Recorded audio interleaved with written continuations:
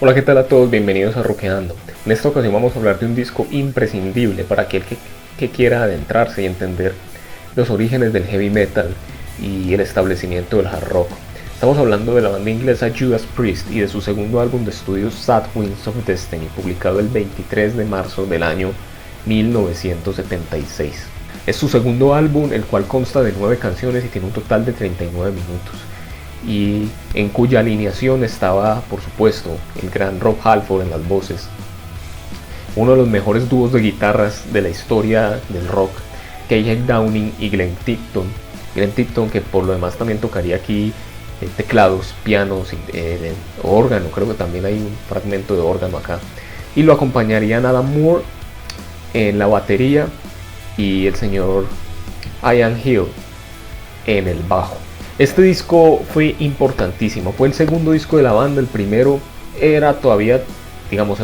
tenía un sonido muy diferente al que tiene este. Y este fue el inicio del sonido clásico de Judas Priest, el cual cada vez más lo iban a ir, conforme iban pasando los discos, lo iban a ir metalizando, por así decirlo, volverlo más directo.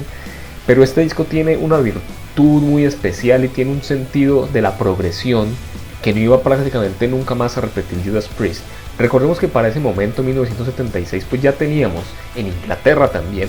pues la consolidación ya con todos los discos clásicos prácticamente del rock progresivo. Ya teníamos los mejores discos de las bandas más importantes de ese estilo. Yo creo que Judas Priest de alguna manera se vio influenciado por esto, y aquí tiene canciones que recogen esa aura muy progresiva. Nada más pensemos en la canción que abre el disco, Victims of Changes. Un temazo, esa es mi canción favorita de la historia de Judas Priest, y es una canción que tiene muchos pasajes, que tiene cambios de ritmo, que tiene una tonalidad muy prístina. Suena, por momentos suena agresivo, por momentos suena melancólico, incluso hace que la historia que va narrando Rob Halford aquí suene más trágica de lo que, y más dramática de lo que en realidad es, porque la historia es simplemente de una mujer borracha que pierde a su marido en pos de otra mujer, simplemente eso. Pero aquí tenemos una ejecución vocal de Rob Halford que es capaz de expresar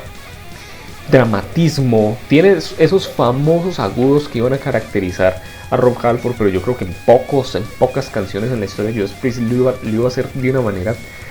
tan emocional y tan increíble como lo hace acá, en esos 3 o 4 agudos que se tiran en esta canción, esos pitch altísimos donde alcanza notas fenomenales y que al escucharlos pues te vuelan la cabeza, te sacan las lágrimas. Además la canción, como les digo, tiene muchas progresiones, muchos cambios, y el fragmento hacia el final en la que la canción simplemente es como que se suspende y entran solo unas pequeñas líneas de bajo y de guitarra, una batería muy sutil, y van sonando casi como una especie de, como, no sé qué sonido es, como una especie de campanitas. Me recuerda en cosas que hacía, por ejemplo, Rush. Es que es una canción con mucha influencia del progresivo, ni qué decir de The Reaper, que es una canción como 3 veces más corta, es la segunda, es como 3 veces más corta que la primera, Victims of Changes, pero aún así, aunque empieza con un arpegio muy agudo, un lick así bien agudo, y arranca con un riff mucho más cañero, es una canción más directa, igual tiene fragmentos que van derivando la canción y transformándola en otras cosas. Una canción pues basada en el famoso Jack el Destripador, The Reaper, o The Reaper, como lo cantará Rob Halford en esta canción. Tenemos canciones como Genocide o como Island of Domination, que son las canciones, digamos, con un aire más de tipo rock and rollero, sobre todo la forma en la que estructuran los riffs. KJ Downing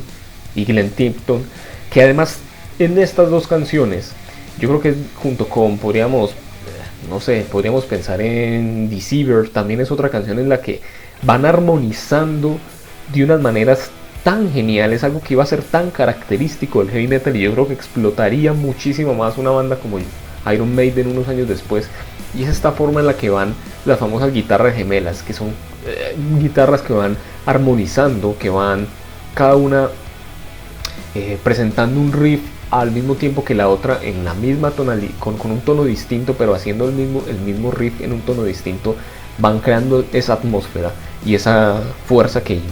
como que hace que las canciones caminen por sí mismas. De hecho,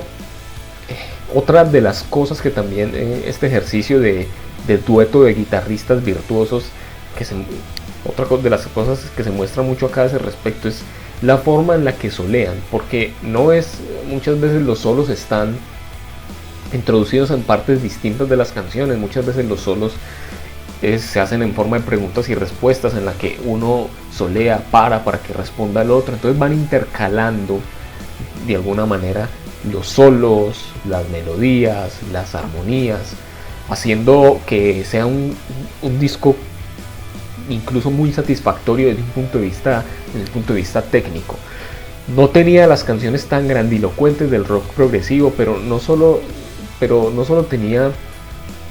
algunos dejes en las dos primeras canciones que les mencioné por la forma en la que se van construyendo las mismas, sino también por el hecho de que conectan canciones para que formen una unidad prácticamente. Por ejemplo, Dream Deceiver junto con Deceiver, que pues al final, el final de Dream Deceiver es el intro a Deceiver, o como la canción Tyrant como la canción Epitaph y Island of Domination. Epitaph, que es básicamente una línea de piano, es básicamente una balada en piano en la que Rob Halford va matizando mucho su voz y muchas partes hace pequeños arreglos de voces dobles, muy inspiradas en Queen por lo demás. A veces da la sensación de que también estás escuchando aquí a Freddie Mercury. También lo hace en la canción Dream Deceiver un poco, que es una canción también muy solemne, con una aura muy grandilocuente, muy apoteósica, teclado,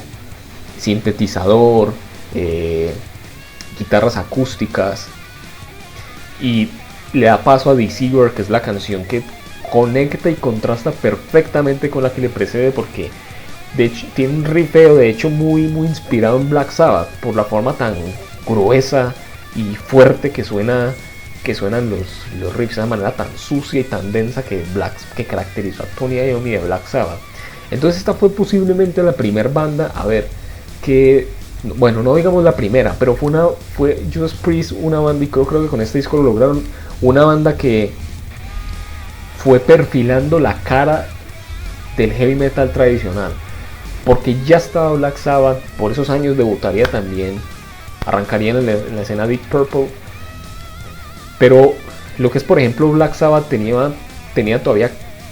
un sonido que recordaba más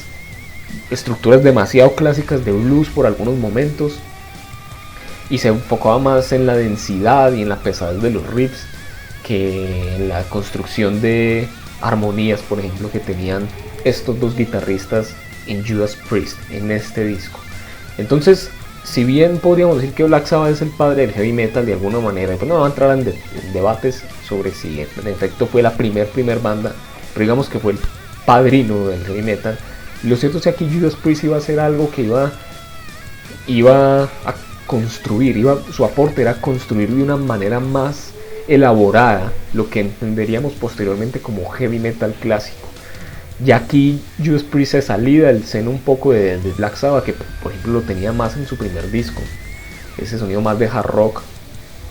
Y aquí con la forma en la que estructuran los riffs y las armonías de las guitarras, la forma en la que canta Rob Halford aquí tan versátil, tan técnica. En esta época no había autotune, entonces pues digamos que un poco toda la virtuosidad que mostraba Rob Halford era resultado de su puro talento. Y es que no solo son los agudos geniales que se tiran, no son los pitch altísimos con notas perfectas, sino la versatilidad que tienen sus voces. Por ejemplo, en esa canción Dream Deceiver muestra varias facetas, con una voz más nasal, luego con su voz más aguda, una voz casi susurrante. Lo mismo en la canción Epitaph, que también es una canción súper solemne, súper pristina. En fin, yo creo que aquí están los ingredientes de un gran disco que iba a sentar las bases del heavy metal más clásico que iba a sonar posteriormente con bandas como Iron Maiden, Saxon, Accept, etc. No siendo más, pues este es un disco imprescindible, clásico del heavy metal, y pues si no lo han escuchado, que deben de ser pocos, escúchenlo, y si lo han escuchado, vuelvan a él. Gracias por ver el video, suscríbanse al canal, activen la campana y nos vemos la próxima. Pásenla bien.